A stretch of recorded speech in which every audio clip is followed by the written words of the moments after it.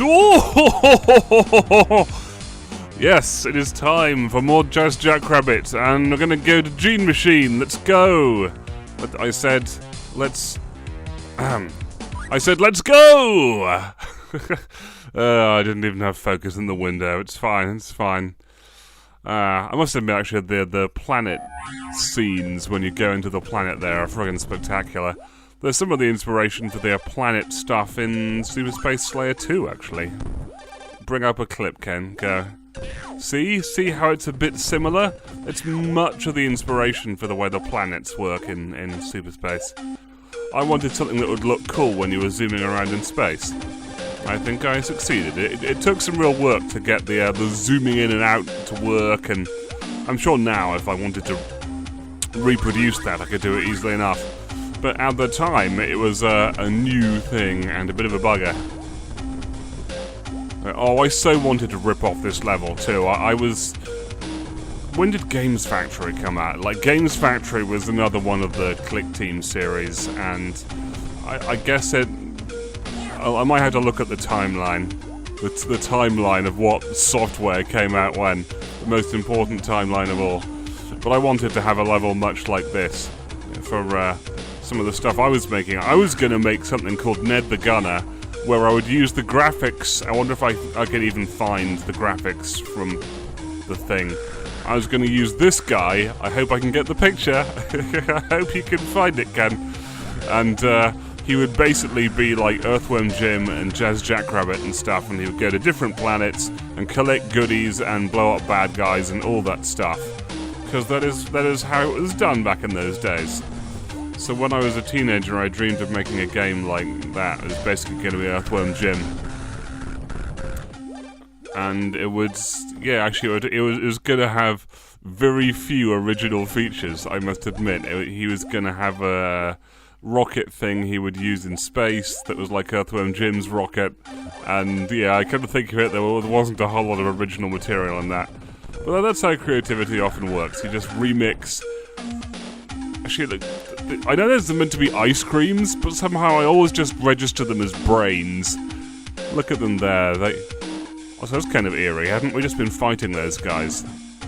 Except they're statues now. What if... Also, why would there be guys with laser guns in this ancient stone temple? That makes no sense. Why would they have... Oh, whoa. Maybe this game has tremendously deep lore, and those guys with their laser guns arrived here in ages past or something, and they were worshipped as gods, and that's why the turtles made statues of them. I'm making up my own Jackrabbit fan fiction lore now. Whoa. My mind is blown once again. I'm blowing my own mind. I think Dark Souls has taught me to look more seriously at the scenery and figure out what it could mean. Dark Souls has actually made me smarter, because that's how a lot of the stuff in Dark Souls is done. There's actual definitive lore that's not really spelled out for you, and they just leave it in item descriptions and where things are positioned and things like that. They communicate in more video gamey ways, which is a smart move. Hang on, need to rub my nose. You know when it needs a good rub. Maybe it's just me. I've got a weirdly allergic nose that's allergic to dust mites or something. It's the dumbest thing. And yes, everyone's skin is crawling with dust mites the whole time. So it basically means that my nose is allergic to everything. Also, why are there joypads here in this ancient stone temple? This ancient stone temple makes no sense and is very silly. The rocks don't really even hurt you, they're just kind of... They're not even really an annoyance, they're just amusing. Oh, I like the wavy lines. I do, I don't understand what they're even really supposed to be, if they're supposed to be lava or what, but it looks cool. Yeah, 100%! That's what I want to see. What's better than 100%? 200%! 100%! 200%! When in doubt, you could always just start counting like the friggin' Count from Sesame Street and just make some noises that way. I'm not sure this is true, but apparently there was a Sesame Street movie where they're driving along and the count is off 1 lamppost, 2 lampposts, and then it gets all the way up to 100 lampposts or something. I don't know if you guys knew, but the count is partly to do with the myth that vampires are obsessed with counting things. Like, apparently if you leave a bunch of grains of rice in their coffin, they will then be stuck counting all the grains of rice. Because that makes some sense, I guess. Why are these guys suddenly taking 2 hits? I mean, I'm not quite complaining or anything, it still seems fair, it's just... I could have sworn they weren't taking 2 hits earlier. So what is the score? This game is full of many mysteries.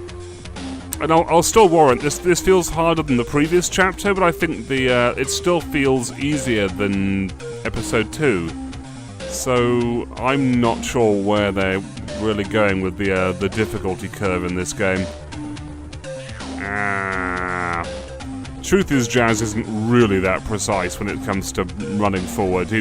Sonic actually accelerates fairly well, I think, across short distances. You really can maneuver him fairly well. But Jazz just sort of lurches forward, and it's fine most of the time, but I don't know, could be controlled better.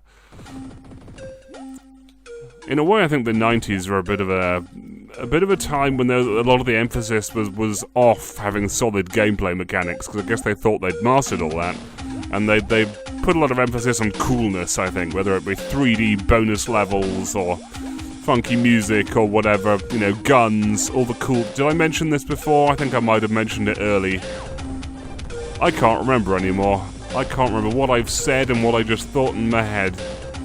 I've spent so long talking into a microphone. I don't know what things I've said. I guess it's lava. Why would there be lava in this temple? I guess they're allowed lava if they want. I hope those rocks don't count as baddies. No, they must not do. I got 100% before.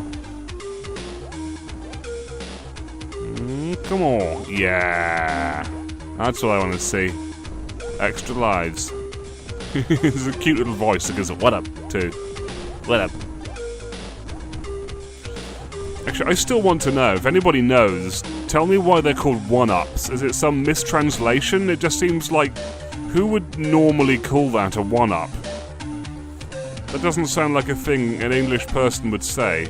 That sounds like a thing I know I'm hurting myself, I just kind of want to go there anyway. I'm sucker for punishment. Oh dear. Oh dear. I got a bit lost and stuck. It's fine, I'm quite sure I shan't die of a sudden. Look downwards. Okay. I'm feeling really cautious now. Oh, you see, this is... I'm not sure it's really... Yeah, this game's a bit silly, really.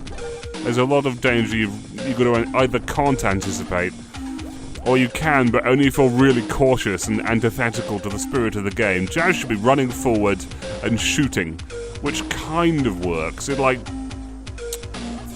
sort of 3/4, 2/3 works to have him run forward and shoot to anticipate baddies.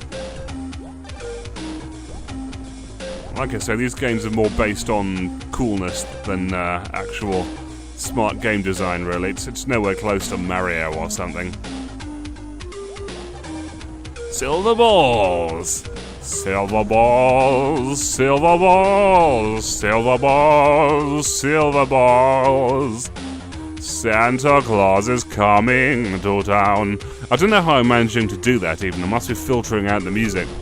Because normally it bothers me a lot when they're...